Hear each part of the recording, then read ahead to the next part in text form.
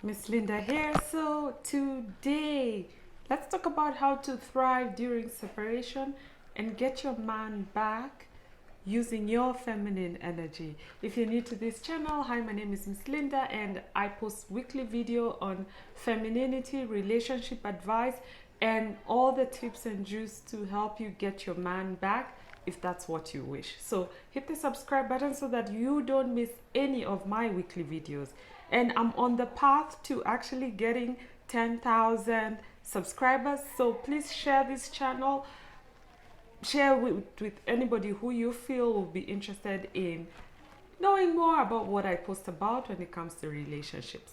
So I've been getting this question quite a lot with my coaching clients, and the one thing most of them are asking me is, Linda, how do we make the most out of my separation so that I can decide whether to stay or leave from a place of joy and peace and ease? So I will be sharing my step-by-step process that I use to get my relationship back, and this is actually all the stuff that I did to help me win my relationship back. So let me get started with the point number one. The first thing is to set a time frame. The biggest mistake I'm noticing with most of the ladies I'm speaking with is, yes, they're angry, they're frustrated, so they leave the relationship. However, they do not have a time frame in their mind. Remember, separation can go on for 10, 20 years. I've known couples who've gone back and forth for such a long time. So have a time frame. Do you need 3 months? Do you need 6 months? Myself, I knew that more than 6 months was enough. I needed to have made a decision by the 6-month mark. So that was what I had in my mind. So please have a time frame for the sake of your own sanity, because you don't want to be in limbo for the rest of your life. You do have stuff that's going on, you do have goals, you do have dreams, you have a whole life ahead of you. So set a time frame. My recommendation would be 3 months. More than 6 months is a waste of time, so that you know that you are blocking out this period for you to just focus on you and get all the support that you need and make up your mind. Okay. Point number two is to take a mental break.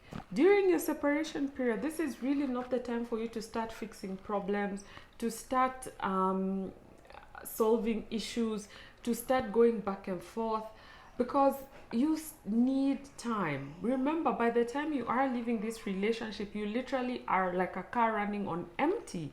You have probably been bickering, complaining, arguing for this period. That's why you are apart. So just take a mental break from this relationship. Give yourself this separation period to just refuel your love tank, to refuel yourself, to recharge yourself. Remember, you cannot pour from an empty cup. So you come first. So this is where self-care comes in very handy. For myself, I went deep into journaling. I started breath work. I really amped up my spirituality practice. I did walks. I wrote a lot. So I used this time really to just recharge myself and to reconnect with who I am spiritually. Okay. Number 3, show up as the new you. Ladies, do not get stuck in this separation period thinking that you're just sitting there waiting for your man to come back. No, you are meant to be thinking about, who are you becoming? Who is this future you becoming? What does she look like? What does this woman do in her day? How does she show up? So use this time. And myself, in fact, I got a new haircut. I changed my wardrobe. I did diets. I actually started my whole healthy lifestyle when I was separated. I did a fitness challenge. It was it a 10 or a month health reset, and I cut out a lot of things. I stopped eating, I stopped drinking alcohol, I dropped the amount of weight. I really just focused on myself health wise, and I have maintained that lifestyle till now. So what are your goals? What are your dreams? I also focused a lot of my time on my business. I had I took my content creation work very seriously. I put out a lot of courses, a lot of classes, a lot of content. I used a lot of that time to really pick up myself and look at what are some of my goals, what are some of my dreams. I even took pole dancing. Like, I explored myself to the fullest. And also within this time, as I was, of course, getting my hair done, looking good, looking after my weight, I was moving my body, I was also out socializing with my friends. I went out, I took myself for soft dates. So every week I would go to my favorite restaurant. I would decide which restaurant I'm gonna go to. Just sit there, enjoy my cup of coffee, have a tiny starter, and then I go home, because I realized I needed to bring back happy, playful energy around me.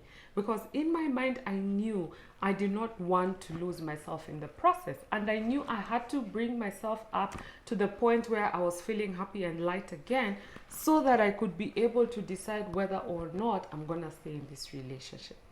And that's my fourth point. Have a love list.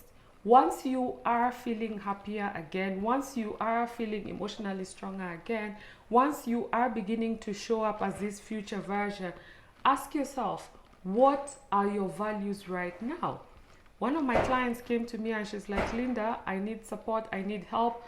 The woman I was when I said I do 8 years ago is not the same woman I am now. And that's the truth. You've changed. We are always changing. We are always growing. We are always evolving. So make a whole new love list. What are your values right now? And that's what I did. I made a whole new love list for the woman I see myself becoming. I picked up, of course, new values. Figure out, what are your values? What do you desire in a partner? And remember, as you are writing these values, for instance, if you were in a 50-50 relationship, and meaning at that point you did not value a man being a full provider when you got married, however, right now you feel you desire to be with a provider, remember, even as you're writing this list of you want him to be a provider, you want him to be a protector, whatever it is that you're listing in there, maybe you want intimacy, remember, you two have to be a match. Because if you desire a provider, this is a masculine man. Are you showing up as a feminine woman? If you desire intimacy, you yourself, do you have self-intimacy practices going on? So yes, it's great to have this love list. However, the most important part of it is making sure you two are a match for this kind of man that you desire. And once you have this love list, this